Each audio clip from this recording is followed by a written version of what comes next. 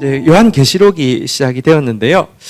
계시록 일단 우리 이제 7절부터 11절까지인데 먼저 7절부터 11절까지 교독하고 나서 이제 시작하도록 하겠습니다.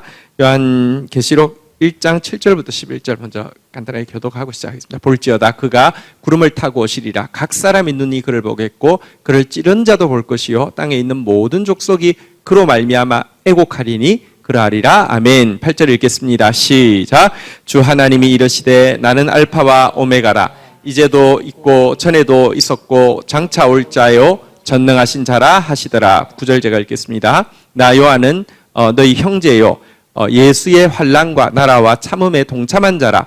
하나님의 말씀과 예수를 증언함으로 말미암아 반모라 하는 섬에 있었더니 10절 읽겠습니다. 시작. 주의 날에 내가 성령에 감동되어 내 뒤에서 나는 나팔 소리 같은 큰 음성을 들으니 11절 마지막입니다. 같이 읽겠습니다. 시작. 이르되 내가 보는 것을 두루마리에 서서 에베소, 서머나, 버가모, 두아디라, 사데, 빌라델비아, 라오디게아 등 7 교회에 보내라 하시기로. 아멘. 네. 자, 이제 요한계시록이 시작되는데 에스겔 끝나고 또 요한계시록 시작해서 걱정이 막 되는 분들도 계실 겁니다. 조금 이제 요한계시록 인트로덕션을 조금 소개를 해드리고 나면 훨씬 더 기대가 될 겁니다. 우선 요한계시록에 대해서 가지고 있는 첫 번째 이미지는 굉장히 어렵다는 이미지가 있는데 전혀 어렵지 않습니다. 내용이 굉장히 복잡하고 난해할 것이다 생각하는데 전혀 복잡하지도 난해하지도 않습니다. 여러분 요한계시록 이 계시라는 것은 문학 장르로 바꾸면 판타지라고 생각하시면 조금 이해가 될 겁니다. 설명을 드릴게요. 지금 근래에 나왔던 판타지물 중에서 반지의 제왕하고 나니아 연대기라는 게 있었는데 이 두 가지 다 굉장히 충실한 크리스찬이티 안에서 만들어진 판타지죠. 근데 그 판타지 혹시 그 영화를 보신 분들 중에서 기억력이 좋으신 분들이 한번 물어보겠습니다. 그 영화에 예를 들면 반지의 제왕의 괴물 종류 몇 종류 나온지 혹시 기억하십니까?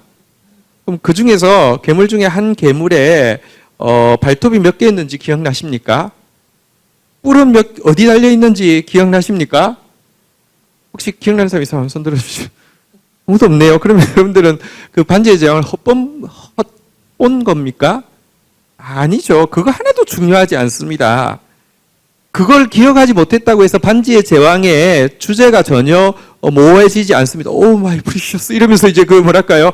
이 절대 반지 이제 권력을 탐하는 그죠? 이제 요거 권력이 인간에게 이렇게 인간을 이렇게 바꾸어 놓는 뭐 이런 거에 대한 이야기 우리 너무 정확하게 잘 알 수 있습니다. 마찬가지입니다. 계시록을 제가 판타지라고 했잖아요. 여기에 용이 등장하고요. 두 큰 짐승이 등장하고요. 음녀도 등장하고요. 황충도 등장하고요. 무서운 마병대도 등장합니다. 뿐만 아니라 뭐 666이랄지 14만 4천이랄지 수많은 기호들도 등장합니다.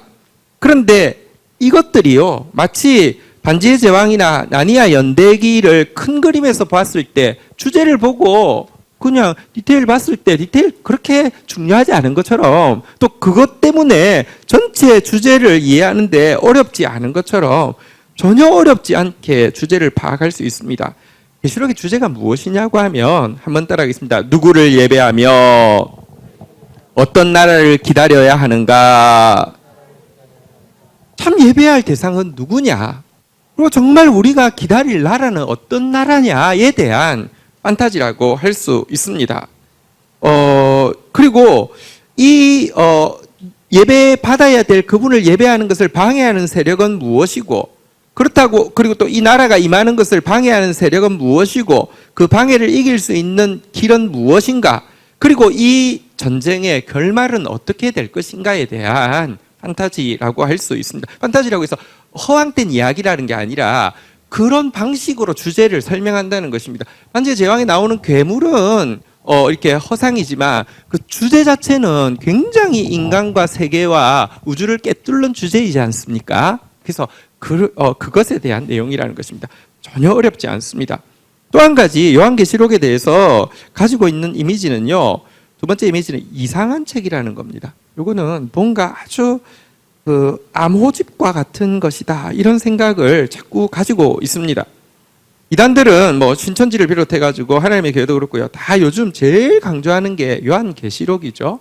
근데 그들 식대로 풀고 풀다 보면은 결국은 그들의 교주가 재림주가 되든지 성령이 되든지 어린 양이 되든지 그런 식으로 나오게 되잖아요. 그러니까 이렇게 막 푸는데 무슨 이렇게 뭐 어떤 방식으로 풀어야지만 볼 수 있다, 이런 식으로 이야기합니다. 혹은 완전히 이런 이단은 아니어도 세대주의자들도 이 요한계시록을 굉장히 잘못 푸는데 기여를 하고 있죠. 세대주의란 무엇이냐고 하면 예수님이 재림할 시간을 계산할 수 있다, 이제 간단하게 이야기하면 이렇게 계산할 수 있다라는 믿음이 세대주의의 중요한 믿음입니다.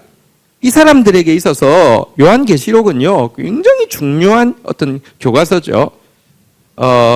이 책의 내용은 반기독교적인 세계 정부가 언제 구성될 것이고, 그래서 대환란 시기가 언제 시작될 것이고, 공중 재림과 휴거는 어떻게 시작될 것이며, 유대인들의 회심의 시간, 천년왕국의 시간, 예수 그리스도의 지상 재림의 시간표를 알려주는 책이 바로 요한계시록이라고 하면서 그걸 막 이렇게 풀어갑니다. 그리고는 결론이 뭔지 아십니까? 그러니까 그때가 가까웠으니까 절대 프리메이슨이나 일루미나티의 활동들을 지금 주위에서 보고 있고, 쟤들이 지금 그걸 하려고 하고 있으니까 주위에서 보고 있고, 특별히 중요한 거 별표 5개 찍는 것은 베리칩을 받으면 안 돼, 이제 이 이야기를 합니다. 그래서 이 이제 뭐 적그리스도에 대해서 설명하는 과정에 예를 들면 천주교가 적그리스도가 됐다가, 아니면 무슨 WCC가 이렇게 적그리스도가 됐다가, 아니면 뭐 심지어 예를 들면 이제 무슨 이제 뭐 예를 들면 문재인 정부가 적그리스도가 됐다가, 아니면 또 이제 이 뭐 이걸 구체적으로 풀이하기 위해서 예를 들면 트럼프가 예를 들면 지금 이제 하나님의 구원의 어떤 사자가 됐다, 막 이런 식으로 세대주의는 항상 그렇게 구체적인 뭔가를 가지고 시간표를 계산하기 위해서 이야기합니다. 그런 책 전혀 아닙니다. 요한계시록은 내용의 3분의 2가 구약의 인용입니다. 그래서 신구약을 일관되게 흐르고 있는 해석의 원리, 곧 예수 그리스도와 하나님의 나라라는 주제가 신구약을 해석하는 일관된 방식으로 적용되어야지만 정상으로 풀 수 있는 것입니다. 성경은 창세기 하늘과 땅을 창조하는 데부터 요한계시록 새하늘과 새 땅이 창조되어지는 때까지 한치도 변함없는 동일한 기준에 의해서 해석되어지는 책이지, 무슨 이상한 어떤 뭐 암호풀이를 하는 책이 전혀 아니라는 것입니다. 일단 그렇게 다시 한번 따라하겠습니다. 어려운 책이 아닙니다. 이상한 책이 아닙니다. 한 번만 더 따라할까요? 하나님을 예배하겠습니다. 하나님 나라를 기다리겠습니다. 네, 이것이 요한계시록의 내용입니다. 자, 7절 보고 시작하도록 하겠습니다. 오늘 7절입니다. 같이 읽겠습니다. 시작. 볼지어다 그가 구름을 타고 오시리라. 각 사람의 눈이 그를 보겠고 그를 찌른 자도 볼 것이요 땅에 있는 모든 족속이 그로 말미암아 애곡하리니 그러하리라. 아멘. 한번 따라하겠습니다. 볼지어다. 정신을 똑바로 차리고 주목해라, 이런 뜻인데요. 정신을 똑바로 차리고 주목해서 한 번 더 따라하겠습니다. 볼지어다. 무엇을 정신 똑바로 차리고 주목해서 보아야 합니까? 예수 그리스도의 재림을 정신 똑바로 차리고 주목해서 보라고 이야기하고 있습니다. 이것은 예수님이 이 땅에 2000년 전에 오셨다가 죽으셨다가 부활하셨다가 승천하셨다가로 끝나지 않고 반드시 재림할 것에 대해서 이야기하고 있는 것입니다. 왜 예수님이 재림하셔야 되는 줄 아십니까? 우리 앞에 1장 5절부터 6절의 내용에 보면요. 자, 5절 한번 보십시오. 그 뒷부분에 보면 한번 따라하겠습니다. 우리를 사랑하사 그의 피로 우리 죄에서 우리를 해방하시고, 삼위 하나님께서 하신 일이 우리를 사랑하시고요, 우리를 예수의 피를 흘리게 하셔서요 우리를 해방하신 일인데요, 이 해방하신 목적이 뭔지 아십니까? 이 해방의 완성이 언제 이루어지는 줄 아십니까? 6절 같이 한번 읽도록 하겠습니다. 읽겠습니다. 시작. 그의 아버지 하나님을 위하여 우리를 나라와 제사장으로 삼으신 그에게 영광과 능력이 세세토록 있기를 원하노라. 여러분, 우리의 구원의 완성은 무엇이냐고 하면 우리가 하나님 아버지를 위한 제사장 나라로 세워지는 것이 구원의 완성입니다. 그냥 예수님이 우리를 위해서 피 흘려 주셨기 때문에 우리를 용서해 주셨기 때문에 용서받았으니까 또 죄짓고 용서받았으니까 죄짓고 이게 아닙니다. 구원의 완성은요, 우리가 제사장 나라가 되어서 우리 때문에 온 우주가 복받게 되는 것입니다. 온 우주가 아름답게 꽃 피어나게 되는 것입니다. 이게 구원의 완성이고 이게 우리를 지으신 목적이고 이것이 우리를 구원하신 이유입니다. 그런데 우리가 제사장 나라가 되기 위해서는요, 반드시 예수 그리스도, 이 제사장 나라의 왕이신 예수 그리스도가 오셔야지만 우리가 제사장 나라로서 열방을 축복하는 일을 할 수 있습니다. 나 혼자만으로는, 내 인격만으로는 한 사람도 제대로 축복할 수 없습니다. 그런데요, 우리가 믿는 분은 내가 아니고 예수 그리스도십니다. 근데 그분의 말씀대로 재림하시게 될 때 우리는 그분의 영광 안에서 변하게 될 것이고 우리는 제사장 나라가 되어서 제사장의 제일 중요한 사명이 축복이잖아요. 온 우주를 축복하게 될 것입니다. 그래서 예수 그리스도의 재림을 빼면 기독교는 무너집니다. 예수 그리스도의 부활을 빼도 기독교는 무너집니다. 그래서 기독교는 무너뜨리기가 굉장히 쉬운 종교입니다. 스스로가 이야기합니다. 타 종교에도 무슨 비슷한 신화가 있지만 그거 굳이 따지고 들어서 진짜 그러냐고. 뜻이 말이 그렇지 그게 뭐가 중요하냐 이런 식입니다. 기독교는 스스로 이야기합니다. 부활이 없으면 기독교는 우리가 스스로 문 닫아야 된다고 이야기합니다. 부활만큼이나 중요한 거, 아니 더 중요한 거, 부활은 과정이라고 하면 재림은 완성입니다. 온 우주가 아름답게 꽃 피어나는 그 일을 위해서 예수님은 재림하셔야만 하고요, 재림하실 것입니다. 재림하실 것이기 때문에 7절 다시 가서 한번 따라하겠습니다. 볼지어다 그가 구름을 타고 오시리라고 이야기했고요, 그가 오실 때 각 사람의 눈이 그를 볼 것이고 심지어 그를 찌른 자도 볼 것이고 땅에 있는 모든 족속이 애곡하게 될 것이다 라고 이야기했는데 이 부분 조금 설명을 드리겠습니다. 예수 그리스도께서 재림하실 때 일어날 일에 대해서 여기 이제 각 사람의 눈이 본다, 그리고 찌른 자도 본다, 그리고 모든 족속이 애곡한다 그랬는데 이게 무슨 뜻이냐고 하면 두 가지 정도 뜻이 있겠습니다. 첫 번째는 구원받은 백성들이 예수 그리스도의 재림 때 어떤 일을 하게 될지에 대해서 스가랴서 12장 10절에 예언되어 있는데 이것을 사실은 인용한 구절이거든요. 스가랴서 12장 10절 한번 볼까요? 스가랴서 12장 10절, 10장 12절 말고요. 같이 읽도록 하겠습니다. 시작. 내가 다윗의 집과 예루살렘 주민에게 은총과 간구하는 심령을 부어주리니 그들이 그 찌른 바 그를 보고 그를 위하여 애통하기를 독자를 위하여 애통하듯 하며 그를 위하여 통곡하기를 장자를 위하여 통곡하듯 하리로다.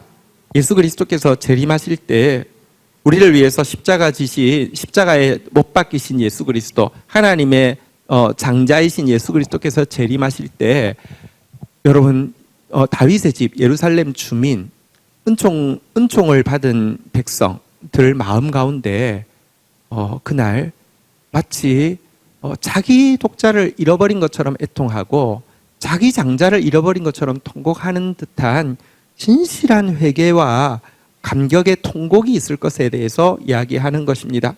누가 예수를 찌른 자입니까? 내가 예수를 찌른 자입니다.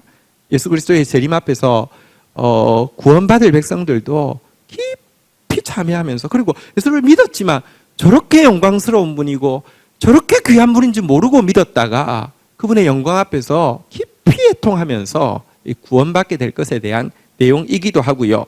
동시에 이것은 그리스도 심판주로 오시는 그리스도를 어떤 사람도 못 볼 수 없도록 모든 사람이 똑똑히 두 눈으로 보도록 재림할 것에 대한 예언이기도 합니다. 마태복음 24장 30절에 보면 예수님께서 친히 이렇게 당신의 재림의 때를 이야기하셨습니다. 같이 한번 읽도록 하겠습니다. 시작. 그때의 인자의 징조가 하늘에서 보이겠고 그때에 땅의 모든 족속들이 통곡하며 그들이 인자가 구름을 타고 능력과 큰 영광으로 오는 것을 보리로다. 예수님께서 재림하실 때에요, 이 땅의 모든 족속들이 통곡하면서 보게 될 것이다 라고 이야기하고 있습니다. 한 사람도 빠짐없이 심판주로 오시는 예수 그리스도의 재림을 생생하게 볼 것이다 라고 예언되어 있습니다. 여기서 우리 다시 이제 1장 7절 가볼까요? 그래서 이 재림의 때에 구원받을 백성들에게도 통곡이 있는데 이 통곡은 정말 감격과 더 진실한 참회의 통곡이 될 것이고, 이날 온 세계에서 심판받을 자들은 심판주를 똑똑히 보고 공포와 두려움 가운데 통곡하게 될 것이다 라는 내용인데요. 어쨌든 그래서 여기에 구름을 타고 오신다는 것이 이단에서는 반드시 이거를 비유로 풀지 않으면 절대 자기들의 교리를 확립할 수 없기 때문에 모든 이단에서는 구름을 타고 온다는 게 어떤 실제가 아니라고 계속 이야기를 하죠. 사람이 어떻게 구름을 타냐? 너 비행기 타봤냐? 구름 봤냐? 구름이 올라가 보면 아무것도 없잖아요. 그죠? 구름을 어떻게 타냐? 구름을 탄다는 게 있을 수 없는 일이고, 그거는 구름대 같이 많은 사람들 속에 은밀하게 와서 모르게 온다 이런 뜻이라고 이야기합니다. 이만희가 메시아는 맞는데 이렇게 구름을 타고 와가지고 모르는 거야. 모든 종교 이단이 다 그렇게 이야기합니다. 그 뜻하고 아무 상관없습니다. 그러면 예수 그리스도의 구름을 탄다는 게 말이 안 되면 승천 자체가 말이 안 되죠. 어떻게 사람이 그냥 무슨 로켓도 안 달았는데 위로 올라갑니까? 구름을 타고 오신다는 건 실제로 하늘에서 이렇게 임하신다는 뜻이고요. 어쨌든 모든 사람이 부인할 수 없게 오실 것이다. 이런 재림이 있을 것을 우리는 믿습니다. 그래서요, 한번 따라하겠습니다. 그러하리라. 아멘. 이 부분은 예수님의 말씀에 대해서 요한이 이렇게 화답하는 내용이죠. 그러하리라. 아멘은 아멘, 아멘 뭐 이런 말입니다. 그러니까 분명히 그렇습니다. 아멘, 아멘 하고 화답하고 있습니다. 여러분, 코로나로 인하여서 한 가지 좋은 점은 주님이 가깝다는 것을, 그리고 세상의 종말이 그렇게 멀지 않음을 우리 인식을 그래도 너무 멀리 느끼시던 것이 왜 가깝게 느껴진다는 것은 분명히 은혜입니다. 오늘 저희 집사람 이모부께서 갑자기 돌아가셔가지고 연락을 받았는데, 집사람 이모부께서 이제 워낙에 이제 군인 출신이고 여단장도 하셨고 막 이래서 되게 건강하세요. 그래서 목소리가 대포 소리 같으세요. 어쨌든 명절에 가끔 뵈면, 지금 밀양에 계신데 가끔 뵈면 목소리가 정말 우렁차세요. 그래서 저분은 진짜 백수하겠다 그랬는데요. 뭐 어디서 그냥 목욕탕에서 화장실 넘어지셨는데 병원에 가셨는데 돌아가셨어요. 그러니까 그래도 노년에 신앙이 제대로 들어서 이렇게 막 어디 가나 이렇게 막 신앙 하나님에 대한 막 이야기하고 그랬는데, 어쨌든 갑작스럽게 돌아가신 거 보면서 깜짝 놀랐어요. 근데요, 여러분, 아멘, 아멘. 주의 재림이 정말 가까운 데를 우리가 살고 있습니다. 다시 한번 따라하겠습니다. 볼지어다. 우리 눈을 들어서 지난주에도 성한 눈은 주님께 집중하는 것이라고 그랬잖아요. 그죠? 주님께 눈 맞출 수 있는 저와 여러분 되기를 주의 이름으로 축원드리겠습니다. 8절 읽도록 하겠습니다. 읽겠습니다. 시작. 주 하나님이 이르시되 나는 알파와 오메가라. 이제도 있고 전에도 있었고 장차 올 자요 전능한 자라 하시더라. 여러분, 이 하나님의 약속을 어떻게 믿을 수 있습니까? 예수님의 재림을 어떻게 믿을 수 있습니까? 예수님의 재림에 대해서 이야기하고 나서 도장을 찍는 표현입니다. 하나님은 어떤 분이시냐 한번 따라하겠습니다. 알파와 오메가. 우주의 시작도 하나님 없었으면 시작도 안 되지만 우주의 끝은 하나님이 끝내면 끝이 납니다. 그분은 이제도 계시지만 전에도 계셨고 장차 오실 자이며 그분은 전능자이십니다. 그분이 말씀하시면 되는 것입니다. 그리고 이 성경, 그 전능자가 쓰신 성경의 핵심은 그리스도께서 재림하실 것이라는 것입니다. 새하늘과 새 땅을 만드실 것이고 그분이 통치하는 하나님 나라가 이루어질 것이고 우리는 그 나라에서 제사장이 되어서 온 모든 생명들을 축복하는 존재가 될 것이라는 것이 성경 전체의 이야기입니다. 9절 보도록 하겠습니다. 자, 이제 9절 같이 읽겠습니다. 시작. 나 요한은 너희 형제요 예수의 환난과 나라와 참음에 동참한 자라. 하나님의 말씀과 예수를 정언함으로 말미암아 반모라 하는 섬에 있었더니. 자, 이제 7절까지가 그 요한계시록 인트로덕션, 8절까지가 인트로덕션이라고 하면 9절부터 이제 계시가 시작되어지는 내용인데요. 자, 그가 언제 어떻게 계시를 받게 되었는지에 대한 설명이 나오기 시작합니다. 우선 여기 보니까요, 요한이 한번 따라하겠습니다. 너희 형제요. 하나님께서 교회에 여러 직분을 주셨습니다. 특별히 요한은 그 시대에 독보적인 존재였죠. 왜냐하면 모든 사도들은 다 돌아가셨고요. 사실은 이제 유일하게 남아있는 노사도였죠. 그래서 교회에서 어쩌는 의미에서는 거의 뭐 너희 아버지요라고 해도 되고, 아니면 그 정도 표현이 아니라 아예 굉장히 특별한 존재일 수도 있는데요. 요한은 계속 이야기합니다. 형제라고. 우리가 각각이 은사가 다르고 직분이 다르지 신분이 다르지 않습니다. 그리스도 안에서 형제요, 자매입니다. 천국 가면 우리가 분명히 알 것입니다.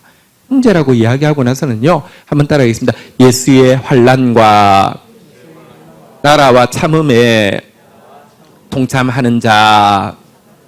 그러니까 사도라고 해서 무슨 특권층이 아니고요, 모든 것을 프리패스하는 게 아니고요, 뭐 이 나이에 내가 하랴 이런 게 아니고요, 형제일 뿐만 아니라 너희 형제들과 똑같이 예수 그리스도로 말미암는 환난에 참여하고 있고, 예수 그리스도의 나라를 기다리기 때문에 인내해야 하는 이 참음에 동참하고 있는 자라고 자기를 소개하고 있습니다. 사실은 그는 그 뒤에 나오는 대로 하나님의 말씀을 증언했기 때문에, 예수를 전파했기 때문에 사로잡혀가지고 반모라 하는 섬에서 그 노년의 나이에 강제 노동을 하고 있었습니다. 그러면서도 이 형제들, 복음 때문에 고난당하는 형제들 위해서 눈물로 기도하며 그들이 이 환난 가운데 잘 참아낼 수 있게 해달라고 중보하고 있었습니다. 이때 이 계시를 받게 되었다는 것입니다. 그래서 여러분, 신자의 정체성이, 다시 한번 따라하겠습니다. 예수의 환난과 나라와 참음에 동참하는 자. 여러분, 그리스도인의 정체성은 하나님 나라 때문에 환난과 참음에 동참하는 것, 이것이 이 땅 비포 라이프를 살아가는 우리에게 가장 중요한 우리의 그 모습이 표현이 되어야 한다는 것을 잊지 않아야 합니다. 환난과 여기 참음이라는 것은 너무 중요합니다. 환난이 없으면 우리 안에 죄성이 무너지지 않습니다. 인내가 없으면 하나님의 성품이 새겨지지 않습니다. 뭐 이렇게 여러분 보십시오. 공부 하나도 한번 들을 때 알았가, 또 단어도 한번 외울 때 알았던 것도 뒤돌아서고 하면 안 외워지잖아요. 근데 잊어버렸잖아요. 근데 그게 새겨지려고 하면 꽤 걸리잖아요. 하나님의 형상이 새겨지는데 인내 없이 안 됩니다. 우리 안에 죄성이 얼마나 강합니까? 이 죄성이 무너지는데 환난 없이는 안 됩니다. 그래서 환난과 인내는 신자에게 있어서, 이 땅을 살아가는 신자에게 있어서, 하나님 나라를 소망하는 신자에게 있어서 가장 중요한 한 표지입니다. 그리고 이 환난과 인내가 연단을 이룬다고 성경이 이야기하는 것. 환난은 인내를, 인내는 연단을, 그리고 연단은 하나님 나라의 소망을 이룬다 그랬잖아요. 근데 연단이 무슨 말이냐고 하면요, 목적에 맞도록 정제된다, 이런 뜻입니다. 이렇게 refine 된다. 그러니까 목적에 맞도록, 우리를 하나님께서 지으신 목적에 맞도록 정제되기 위해서는요, 이 연단되기 위해서는요, 다시 한번 따라하겠습니다. 환난과 나라와 참음에, 하나님 나라에 눈 맞춘 상태에서 환난과 참음은 세례 사도 요한도 피할 수 없는 것이었음을 기억해야 합니다. 자, 이렇게 환난 당하고 있었고요, 참고 있었고요, 하나님 나라를 소망하고 있었고요, 자기의 고통에 이 나이에 이거 해야 된다는 것에 대한 슬픔이 아니라 함께 고통당하고 있는 형제들에 대해서 중보하고 있을 때에 놀라운 일이 일어나게 되었습니다. 10절 보도록 하겠습니다. 같이 읽겠습니다. 시작. 주의 날에 내가 성령에 감동되어 내 뒤에서 나는 나팔 소리 같은 큰 음성을 들으니 자, 이때의 상황은 반모섬에 그리스도의 복음을 증거하다가 강제 노역하고 있을 때였고요. 그때의 시간은요, 한번 따라하겠습니다. 주의 날에 하나님의 교회, 그러니까 하나님의 교회라고 부르는 것 자체가 모독이어서요. 길자교라고 요즘 부르는데 어쨌든 길자교에서 이 자기들이 진짜인 이유는 이렇게 안식일, 그러니까 일 지키고 우리는 기독교인은 그 일요일을 지키는데 자기는 토요일을 지키기 때문에 자기들이 진짜다라고 이야기합니다. 그리고 안식교에 비해서 그러면 왜 자기들이 진짜냐? 안식교는 안식일은 지키는데 유월절은 안 지키는데 자기들이 유월절 지키기 때문에 자기들이 진짜다 이렇게 이야기를 합니다. 그래서 사실은 신약과 구약을 이어보면 이 유월절이 완성되었고 안식일이 완성된 것에 대해서 이야기하면서 날로 무슨 절기로 너희를 절대 판단하지 못하게 하라고 신약에 명기되어 있습니다. 근데 어쨌든 엄한 소리인데요. 이 계시를 언제 보았느냐? 이게 주의 날이라고 하는데 이 주의 날은 주의 부활의 날, 지금으로 이야기하면 이렇게 주일에 이렇게 보았다라고 명기되어 있습니다. 초대교회에서는 초창기에는 안식일과 또 주님께서 부활하신 날, 주님의 부활은 사실은 참된 안식을 완성하는 개념이기 때문에 주님의 부활의 날을 동시에 지켰는데 시간이 조금 지날수록 안식일을 지키면은 박해가 없어지고 주일을 지키면 박해가 심해지기 때문에 교인들이 결정했습니다. 주일만 지키기로. 왜냐고 하면 안식일을 지키면 유대교로 인정이 되면 유대교는 사실은 그 당시 건드리기가 얘들은 건드려서 득보다 실이 많다고 생각해서 유대교는 안 건드리기로 했고요. 기독교를 건드리기로 했습니다. 그래서 박해 때문에 박해 더 받으려고 주의 날을 선택했지. 아니 안식일을 선택하면 유대인인 척하면 박해를 안 받는데 우리가 죽어도 예수 그리스도가 주라는 고백 외에는 구원이 없다는 뜻 때문에 주의 날을 선택을 한 것입니다. 어쨌든 그 계시를 본 날은 주의 날이었고요. 그다음에 굉장히 중요한 표현입니다. 한번 따라하겠습니다. 성령에 감동되어 여기가 그 계시록을 이제 우리가 계속 볼 거니까 한번 따라하겠습니다. 엔 푸뉴마티 이 푸뉴마티가 성령을 이야기하고 엔이라는 것은 안에서라는 뜻이어서 그냥 문자적으로 해석하면 성령 안에서라는 뜻인데 이 엔 푸뉴마티는 계시록에 4번이 등장하는데요. 이 성령 안에서 요한계시록에 보면 4번을 보게 됩니다. 그래서 엔 푸뉴마티 나오고 나면 첫 번째 계시가 나오고요. 또 엔 푸뉴마티 나오면 두 번째 계시가 나오고 세 번째 계시, 네 번째 계시가 나오는 도입입니다. 그러니까 성령 안에서 계시에 들어가게 되는 굉장히 중요한 내용을 담고 있습니다. 자, 조금 이제 설명을 드리도록 하겠습니다. 주의 날, 예수님께서 부활하신 주의 날, 초대교회 성도들은 예배의 날로 지키고 있습니다. 예배의 날에 그가 이 놀라운 계시를 보기 시작합니다. 성령 안에서 또 이 계시를 보게 되었습니다. 여러분, 이것은 무슨 연구하다가 본 것이 아니라 우리의 예배가요, 아무리 교리가 분명해도 아무리 헌신이 엄청나도 진리가 없다고 하면 또 성령이 없다고 하면 예배가 아닙니다. 그래서 참된 예배는 한번 따라하겠습니다. 영과 진리로 하나님께 예배하는 자를 주님 찾으신다고 그랬잖아요. 그죠? 그래서 바른 진리를 가진 상태에서 성령을 의지해야지만 바른 예배가 됩니다. 그는 예배하는 날에 그리고 성령을 의지하면서 그러면서 사실은 삶이 동반되는, 다시 말하면 복음 때문에 받고 있었고 복음을 위해서 애쓰는 지체들을 사랑하는 마음으로 중보하고 있을 때 계시가 확 열리게 되었다는 것입니다. 우리도 물론 이런 계시는 아닙니다. 성경은 완성된 계시라고 하는 것이 무슨 뜻이냐고 하면 우리의 구원에 필요한 계시는 완성되었습니다. 여기에 기록되지 않은 계시가 하나님 예수님께서 할 말이 얼마나 많았겠냐. 여기 이 책에 어떻게 다 있었겠냐. 근데 그거를 내가 지금 받아서 너에게 이야기하는 그게 이단입니다. 특별 계시는 존재하지 않습니다. 완성된 계시입니다. 근데 그거 말고요. 우리의 일상의 삶 가운데서 이렇게 감추어졌던 것이 다시 빛처럼 환하게 드러나는 계시는 계속 반복되어야 합니다.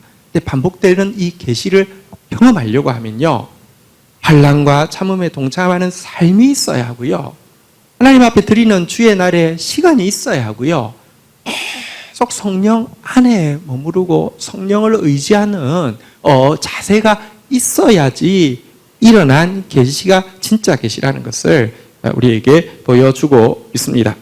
자, 그리고 이 아까 엠프뉴마티에 대해서 조금 이제 설명을 드릴게요. 여기 여러분 나니아 연대기도 그렇고 반지의 제왕도 그렇고, 만약에 챕터를 안 나누고 무슨 편 이렇게 몇 편으로 영화가 나왔잖아요, 그죠? 챕터를 안 나누고 한꺼번에 다 상영한다면 되게 복잡하겠죠. 사실은 요한계시록도 이렇게 4개의 계시를 엠프뉴마티라는 단위로 정확하게 끊어집니다. 그래서 사실 이 엠프뉴마티를 아는 것은 되게 중요합니다. 근데 이 4개의 계시가요, 지금 이제 첫 번째 계시가 이 7교회에 주신 계시고요, 또 두 번째 계시, 세 번째 계시, 네 번째 계시 나갈 건데, 이게 첫 번째 계시의 시간, 두 번째 계시, 세 번째 계시, 네 번째 계시가 시간이 수직적으로 이거는 이제 이제 신약 초입에 AD 100년경에 대한 예언이고, 그 두 번째 계시는 한 1000년경에 대한 예언이고, 세 번째 계시는 2000년경에 대한 예언이고, 네 번째 계시는 바로 2050년 예수님 재림하실 때, 이게 아니라요, 4개가 수평적으로 똑같은 상황을요 다른 관점에서 보여주는 계시입니다. 이거를 좀 이해하고 보는 게 좀 중요합니다. 두 번째, 이 엠프뉴마티 말고요, 또 한 가지 중요한 표현이 있습니다. 한번 따라하겠습니다. 또 내가 보니. 엠프뉴마티는 4번밖에 안 나옵니다. 4개의 계시니까요. 그런데 이 각 계시 안에 보면요, 다시 한번 따라하겠습니다. 또 내가 보니. 이런 표현은 20번이 넘게 나오는데요, 이건 뭐냐고 하면, 여러분 이 계시가 자기가 만들어내면, 그러니까 다 머릿속에 논리의 흐름이 있잖아요. 그죠? 자기가 만들어낸 게 아니라 주님이 쏟아부어 주신 것이기 때문에, 말하자면 360도 그 상영관과 같습니다. 360도 상영관 혹시 가본 적 없죠? 저도 없긴 없는데요. 근데 여기 막 이게 재미있고 막 소리가 막 커서 막 하고 있는데, 뒤에서 막 구렁해서 보니까 여기 또 다른 장면을 또 보게 되고, 이때마다 쓰는 표현이 또 내가 보니라는 것입니다. 그래서 사실은 4개의 영화를 또 한 영화에 들어갔을 때는 이 장면 보다가 이 장면 보다가 이런 식으로 구성되어 있는 것입니다. 자, 이제 이 성령께서 이제 감동하셔서 뒤에서 나는 큰 나팔 소리 같은 음성을 듣고 이제 계시 속으로 들어가게 됩니다. 들어가게 되었는데요. 자, 1장 11절 한번 읽도록 하겠습니다. 마지막 절입니다. 같이 읽도록 하겠습니다. 시작.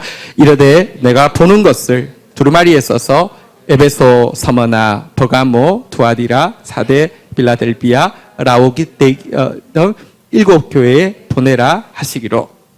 자, 근데 이 첫 번째 계시에 제가 나중에 두 번째, 세 번째, 네 번째도 이야기하지만, 시간적으로 동일하게 4개가 다 관점이 다르고 다른 모습으로 묘사할 뿐이지 동일한 시간대에 대한 내용인데, 첫 번째 편지는 명백히 이 편지를 쓰는 시간대와 이 편지를 받는 수신자에 대한 내용이 당시임을 분명히 보여주고 있습니다. 그래서 소아시아에 있는 7교회에 보내라고 되어 있습니다. 이 때문에 요한계시록을 해석함에 있어서 아주 중요한 원리는요, 한번 따라하겠습니다. 이제와 또 나중, 혹은요 한번 따라하겠습니다. 지금과 장차. 해석을 했는데, 에베소에 있는 그 당시 성도에게 의미 없는 해석이라고 하면 그것은 해석이 잘못된 해석이라는 것입니다.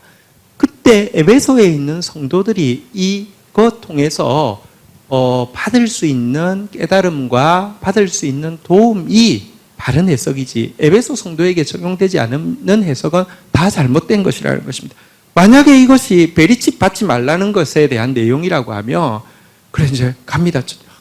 이거 이번에 아주 귀한 책이야. 이거 귀한 책이야.